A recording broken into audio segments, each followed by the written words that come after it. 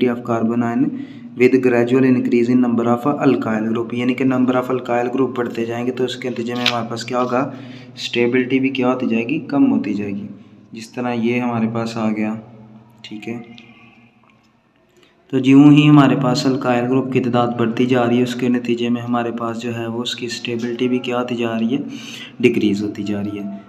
Greater जो हमारे पास stability होगी CCl, फॉर एग्जांपल हमारे पास CCl3 माइनस है, ठीक है, CH3 नेगेटिव के ऊपर क्यों है, क्योंकि ये -1 जो इफ़ेक्ट आ रहा है, ठीक है, Cl का, और जो -1 इफ़ेक्ट है CF3 का, वो स्ट्रॉन्गर है F एटम से इटसेल्फ हमारे पास, यानी कि जो स्टेबिलिटी हमारे पास CCl3 की वो CH3 नेगेटिव से इसलिए ज़्यादा -1 इफ़ेक्ट ऑफ क्लोरीन एटम, और हमारे पास जो -1 इफ़ेक्ट है CF3 की नेगेटिव का वो स्ट्रॉन्गर है फ्लोराइड एटम से इटसेल्फ। इसका मतलब कि हमारे पास जो हमारा एक और कंपाउंड है CF3 ट्वाइस C नेगेटिव, वो ज़्यादा स्टेबल होगा as compare to F3C negative से। तो इट मीन्स कि हमारे पास एक कार्बन आयन किस तरह स्टेबलाइज हो सकता है, फील्ड इफेक्ट से भी हो सकता है, जो कि बड़ा सिमिलर होता है इंडक्टिव इफेक्ट से, यानी कि फील्ड इफेक्ट का भी जो रोल है वो इनके अंदर प्ले हो रहा है। ये हमारा ज़्यादा स्टेबल है एज़ कम्पेयर टू इसके, उसकी वजह हमारे पास क्या है कि ये एक जो CF3 नेगेटिव है ना वो ज़्यादा स्टेबल होगा एज़ कम्पेयर टू अकेले फ्लोराइड एटम से। तो ये तो थी हमारी सेकंड के वो जो चार्ज वाला अल्काइल ग्रुप अटैच है, तो उसके बारे में क्या स्टेबिलिटी का रोल होगा। नंबर 3 पे हमारे पास आती है अगर डबल या ट्रिपल बॉन्ड लोकेट हो जाए अल्फ़ा पोजीशन के ऊपर, ठीक है, अनायनिक कार्बन की जो अल्फ़ा पोजीशन के ऊपर डबल या ट्रिपल बॉन्ड लोकेट हो जाता है तो कार्बन आयन जो है वो हमारा स्टेबलाइज हो जाता है रेजोनेंस के साथ, ठीक है। तो रेजोनेंस का जो फिनोमेना है वो अकर होता है इसके अंदर, ठीक है, और वह इन्वॉल्व करता है इलेक्ट्रॉन पेयर ऑफ कार्बन को और उसके नतीजे में हमारे पास जो पाई इलेक्ट्रॉन होते हैं उसके मल्टीपल बॉन्ड के। यही एक्सप्लेन करता है कि हमारे अलीलिक और बेंजीलिक कार्बन आयन क्यों ज़्यादा स्टेबल होते हैं as compare to saturated analogies. उसकी वजह सिर्फ और सिर्फ क्या है कि इनके अंदर हमारे पास स्टेबलाइजेशन होती है रेजोनेंस की। जिस तरह फॉर एग्जांपल ये हमारा अलीलिक है, तो अलीलिक के अंदर हमारे पास क्या होगा कि ये यहाँ शिफ्ट करके तो ये नेगेटिव चार्ज यहाँ शिफ्ट हो जाएगा, तो इट मीन्स कि ये हमारा कौन सी रेजोनेंस स्टेबलाइज स्ट्रक्चर दे रहा है। सेम लाइक ये हमारे पास साइनोजन ग्रुप अगर अटैच है तो ये भी हमारा क्या करेगा, रेजोनेंस स्टेबलाइज स्ट्रक्चर जो है वो हमें मुहैया करेगा इसके अंदर। उसके अलावा नंबर 4 के ऊपर जो हमारे पास स्टेबिलिटी के जो फैक्टर्स हैं जो इफेक्ट कर रहे हैं, तो कार्बन आयन हमारी जो है वो इलेक्ट्रॉन रिच है। ये तो एक बात अंडरस्टूड है कि हमारा जो कार्बन आयन है वो इलेक्ट्रॉन रिच है, और उसके अलावा हमारे पास इस इलेक्ट्रॉन रिच होने की वजह से ये एक रिएक्टिव इंटरमीडिएट के तौर पे शुमार की जाएगी, और ये रेडिली इसके ऊपर हमारे पास कोई भी अगर इलेक्ट्रोफाइल है ना, ठीक है, इलेक्ट्रो डेफिशिएंट रीजन, वो इसके ऊपर अटैक करेगा। तो जो स्टेबिलिटी हमारे पास कार्बन आयन की वो इंक्रीज़ होगी अगर एक इलेक्ट्रॉन अट्रैक्टिंग ग्रुप हमारे पास, इलेक्ट्रॉन अट्रैक्टिंग ग्रुप जिसके अंदर हमारे पास साइनोजन आ गया, ठीक है, या कार्बोनाइल आ गया, तो अगर ये वाला ग्रुप हमारे पास प्रेजेंट है ना तो वो ये क्या करेंगे, ये उसके पास जो हमारे पास ये रिएक्टिविटी है ये किस वजह से आ रही है, इलेक्ट्रॉन रिच की वजह से। तो ये इलेक्ट्रॉन अट्रैक्टिंग इन इलेक्ट्रॉन को अपनी तरफ अट्रैक्ट किया करेंगे, ठीक है।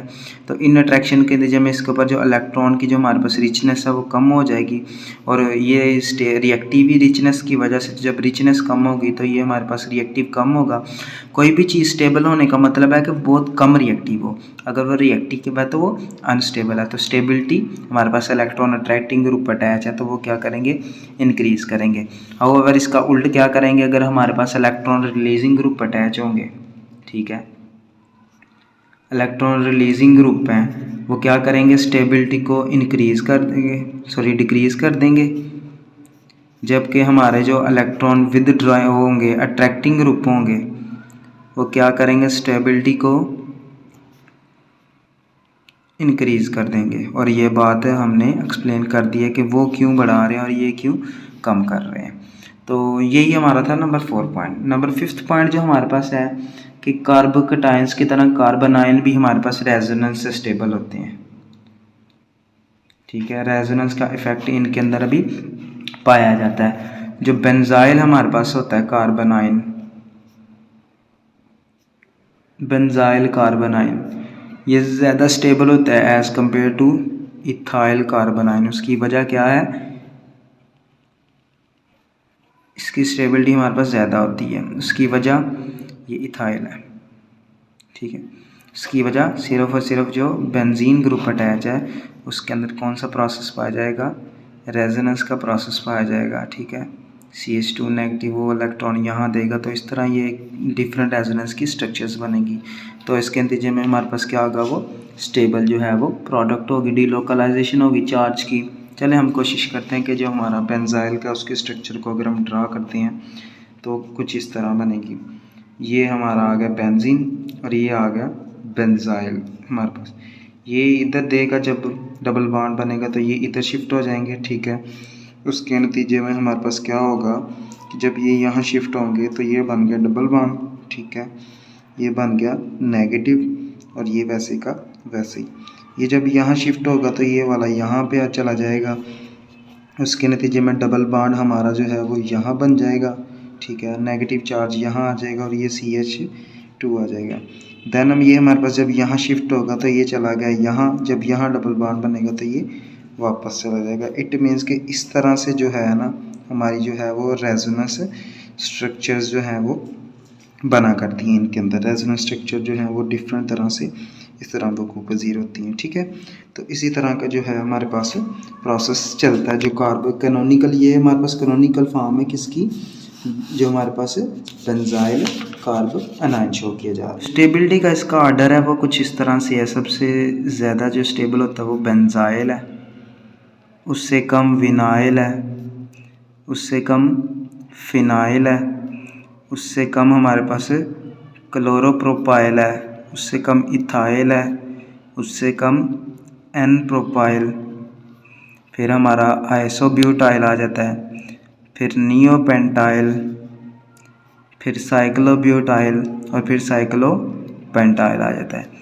तो जो हमारे पास स्टेबिलिटी ऑफ कार्बोनाइन, जब हमारे पास एक्स फंक्शनल ग्रुप प्रेजेंट होगा अल्फ़ा पोजीशन के ऊपर, तो उसके नतीजे में नाइट्रो सबसे ज़्यादा, कार्बोनाइल उससे कम, ठीक है।